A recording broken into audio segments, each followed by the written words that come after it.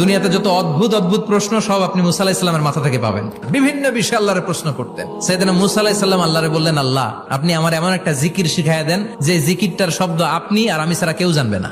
দিনে রাতে সব সময় এই জিকির আমি করব, আপনারে ডাকবো, কিন্তু শর্ত হলো এই জিকিরটা জানবে শুধু আপনি আর জানবো শুধু আমি। আল্লাহ বললেন, মুসা পড়ো লা ইলাহা ইল্লাল্লাহ। মুসা আলাইহিস সালাম কয়, মাবুদ এটা তো জাতীয় জিকির, সবাই জানে। আমি তো চাইছি এক্সেলেন্ট একটা জিকির, কারো কাছে নাই, শুধু আমি জানবো আর আমি পড়বো।